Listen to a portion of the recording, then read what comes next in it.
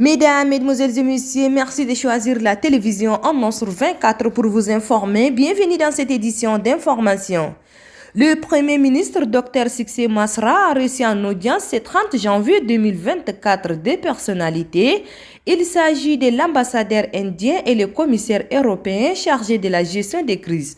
Faisons le point avec nos confrères de la présidence de la République. Sont reçus ce mardi 30 janvier 2024 à la primature. La première à être reçue par le Premier ministre, chef du gouvernement de transition, Dr Succès Masra, et l'ambassadeur extraordinaire et plénipotentiaire de la République de l'Inde au Tchad, Dr Hifzour Rahman.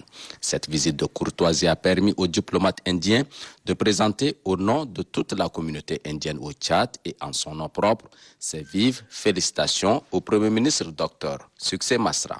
Dr Hifzour Rahman réitère par cette occasion le soutien indéfectible de son pays aux autorités tchadiennes en cette phase cruciale de l'histoire du Tchad. Les liens de coopération entre les deux pays seront davantage renforcés, rassure l'ambassadeur de l'Inde au Tchad. Le pays de Narendra Modi s'engage par ailleurs à accompagner le Tchad dans certains secteurs de développement, à savoir l'éducation, l'énergie, l'élevage, l'agriculture, la pêche, la santé et bien d'autres domaines porteurs.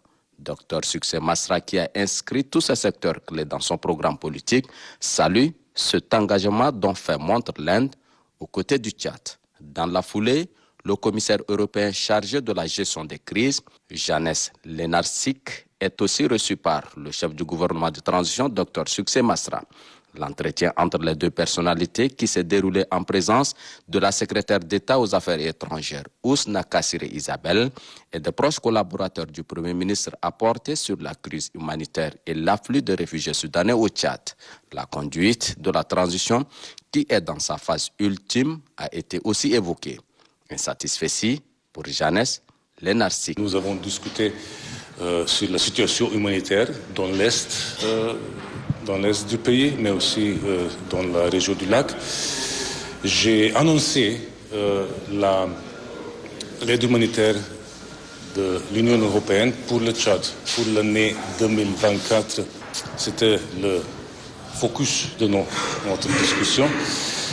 Aussi, j'ai exprimé l'espoir de l'Union européenne que la transition qui est en cours au Tchad réussisse. Cette crise politico-militaire au Soudan a fait assez de victimes qui sont accueillies sur le sol tchadien depuis le début des hostilités. Le Premier ministre Dr Succès Masra, qui fait sienne cette préoccupation, est d'ores et déjà à pied d'œuvre et multiplie des échanges avec les partenaires dans l'Union européenne afin de faire face à cette crise et soulager. Et puis, au Palais de la démocratie, clôture ce 30 janvier 2024 de la première session extraordinaire 2024. C'est le premier vice-président qui a dirigé la cérémonie. Je vous invite à suivre un extrait de ses propos au micro de nos confrères de la télévision nationale. Durant les conseils nationaux ont travaillé sans discontinuer dans le respect du calendrier prescrit et conformément au caractère extraordinaire de la session. L'ordre du jour portant sur la présentation du programme politique du gouvernement de transition, l'examen et l'adoption du projet de loi organique portant attribution, organisation et fonctionnement du Conseil national constitutionnel, du Conseil constitutionnel et examen et adoption du projet de loi organique portant attribution, organisation et fonctionnement de l'Agence nationale de gestion des élections a été respecté, adopté et exécuté. Conscient des enjeux politiques et socio-économiques qui entourent le point inscrit à l'ordre du jour, les conseillers nationaux ont marqué leur présence par des débats riches et fructueux de votre nature. La première session extraordinaire de l'année nouvelle nous a permis d'accorder un vote favorable au programme de politique générale du gouvernement de la transition de la Ve République.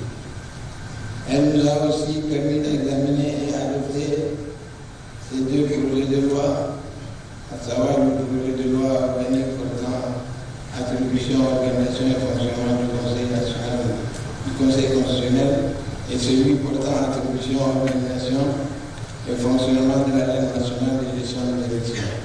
Je ne saurais finir sans magnifier la diplomatie parlementaire tchadienne qui, une fois de plus, s'est faite distinguer avec la désignation de notre collègue conseiller national, l'honorable Mahamadou Marman, élu rapporteur du comité exécutif de l'Union parlementaire africaine à l'occasion de la 45e conférence de la institution tenue à Abidjan en Côte d'Ivoire le 14 et 15 décembre 2023.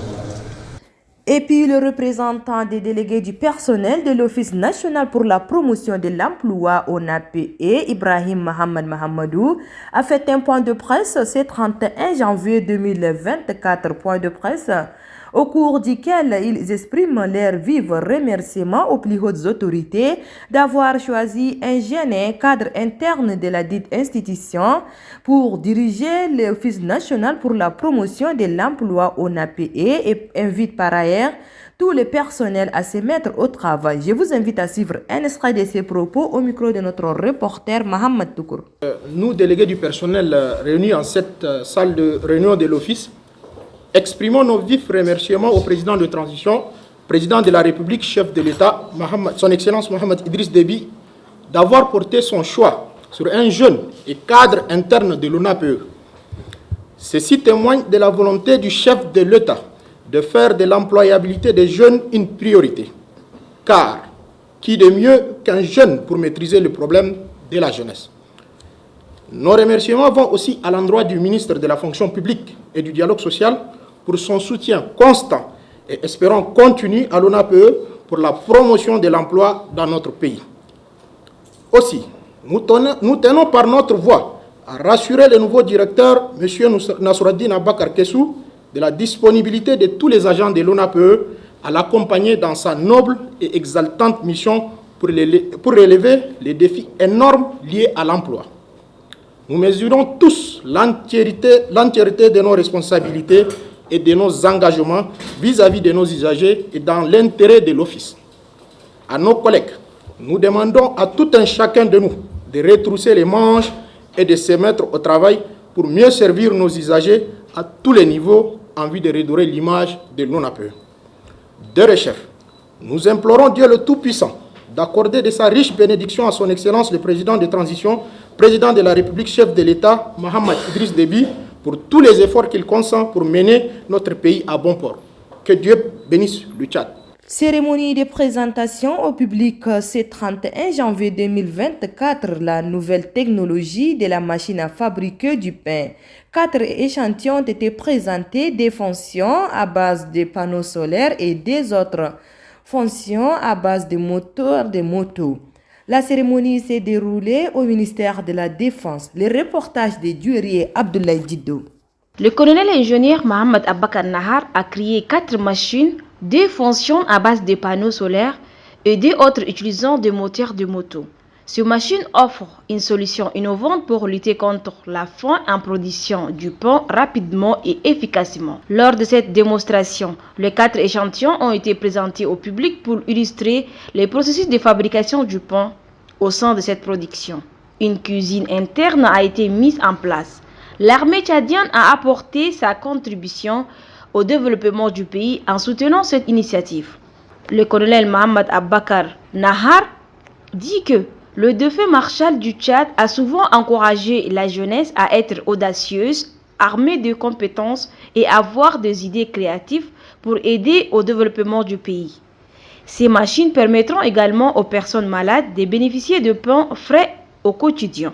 Chaque machine peut produire jusqu'à 40 sacs de pain par jour en utilisant l'énergie solaire et l'électricité.